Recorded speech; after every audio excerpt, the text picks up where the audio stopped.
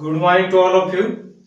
तो आज की क्लास में हम जानेंगे फ्लेमिंग के लेफ्ट हैंड का रूल, इलेक्ट्रोमैग्नेटिक इंडक्शन, और थर्ड टॉपिक जो हमारा होगा वो होगा फ्लेमिंग राइट हैंड रूल। तो इसी के साथ ही हमारा जो ये चैप्टर है ये magnetic effect of electric current वो कंप्लीट हो जाएगा, और साथ में ही हमारा फिजिक्स का जो पूरा कोर्स था फोर्स बैच वो भी लास्ट क्लास आज होने वाला है। तो आज के दिन ही दोनों बैच और चैप्टर कंप्लीट हो जाएंगे।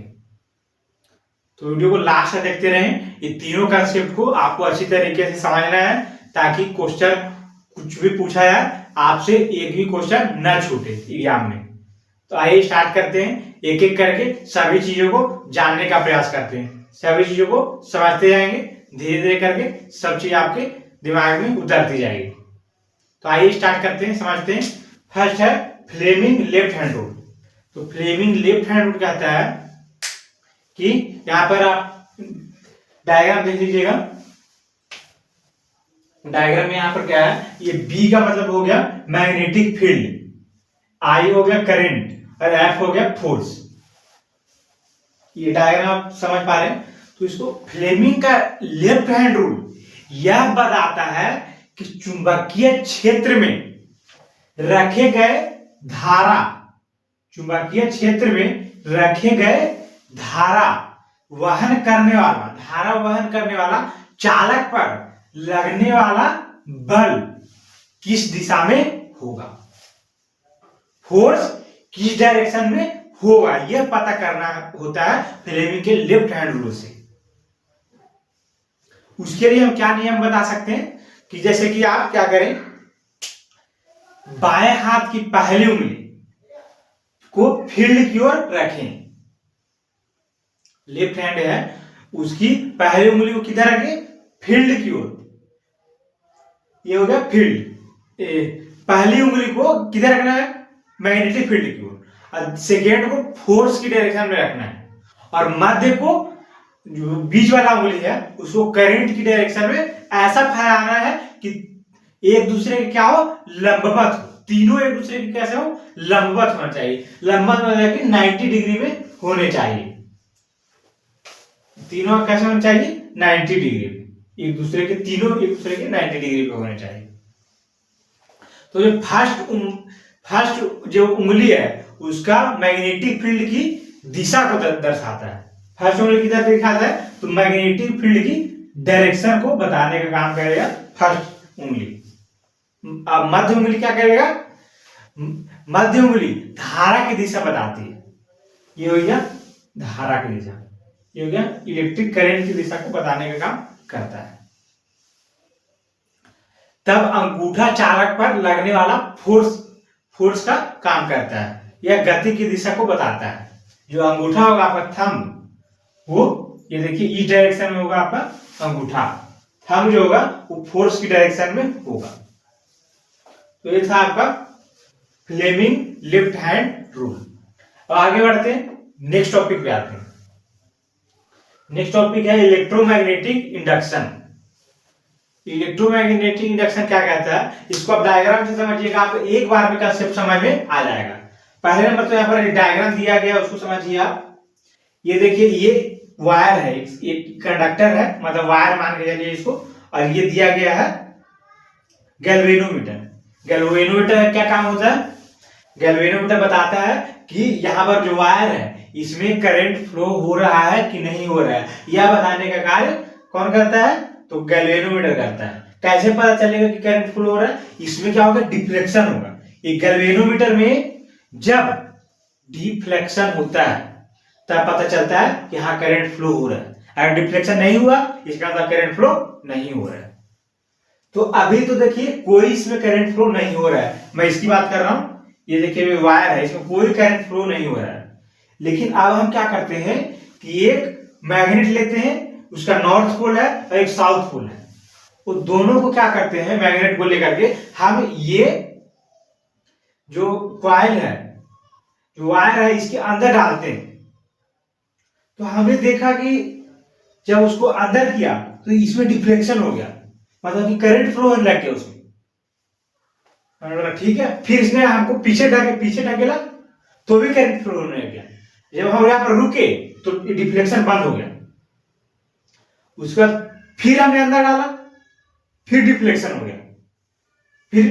फिर हम चुंबक को, मैग्नेट को बाहर निकालते हैं, फिर डिफ्लेक्शन हो जाता है, और रोकते हैं तो डिफ्लेक्शन बंद हो जाता है।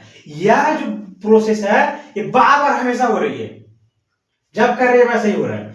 तो यहाँ पर क्या हुआ कि देख रहे हैं, जब हम इसको यहाँ पर करंट क्यों फ्लो हो रहा है मैग्नेट के अंदर बाहर लाने से? करंट इसलिए फ्लो हो रहा है क्योंकि यहाँ पर क्या है, नॉर्थ पोल है, साउथ पोल है, तो इसमें मैग्नेटिक फील्ड है। तो इसकी मैग्नेटिक फील्ड जब मूवमेंट कर रही है, मैग्नेटिक फील्ड, तो मैग्नेटिक फील्ड के मूवमेंट से यहाँ पर क्या हो जा रहा है, करंट फ्लो हो रहा है, सिर्फ मैग्नेटिक फील्ड के मूवमेंट से। और जब मूवमेंट नहीं कर रहा है तो करंट फ्लो नहीं हो रहा है, यहां पर डिफ्लेक्शन नहीं दिखा रहा है।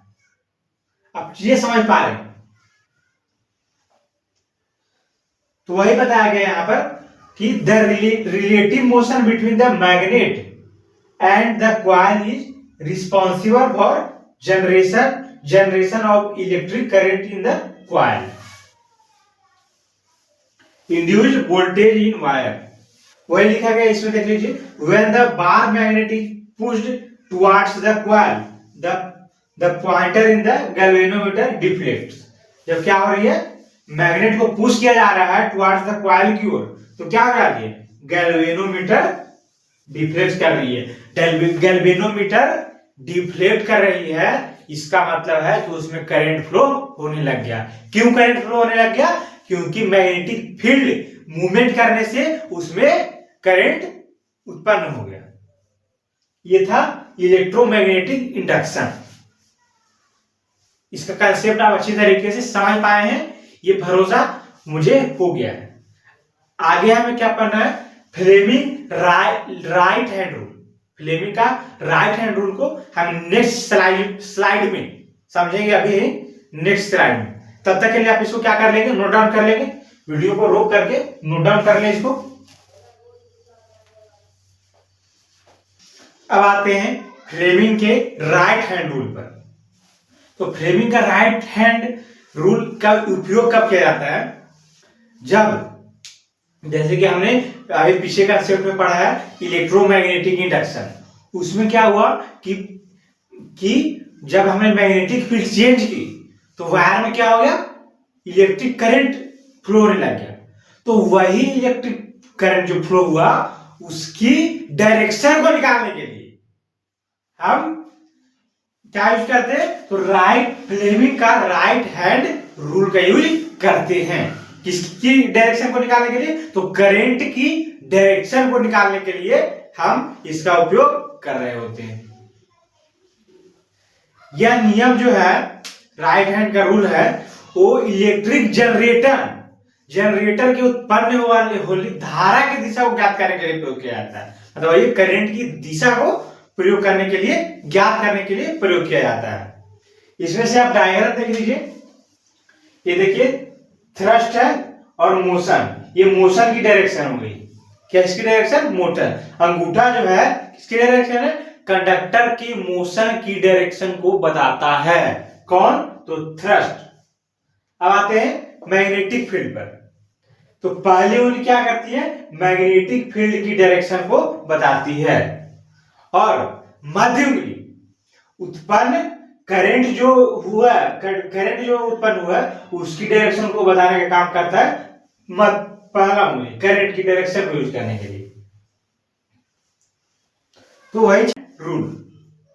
इसी के साथ ही हमारा चैप्टर जो है magnetic effect of electric current complete हो जाता है, जिससे आपके सारे क्वेश्चन बन जाएंगे अगर इतने आपके कंसेप्ट क्लियर हैं जितने मैंने बताए हैं। इससे ज्यादा आपके एग्जाम में नहीं पूछे जाएंगे, इतना आपके लिए सफिशिएंट होगा। अगर आप इतने को ही अच्छे से याद कर लें, रिवीजन कर लें, कंसेप्ट को क्लियर कर लें, तो क्वेश्चन आपका छूटने वाला नहीं है।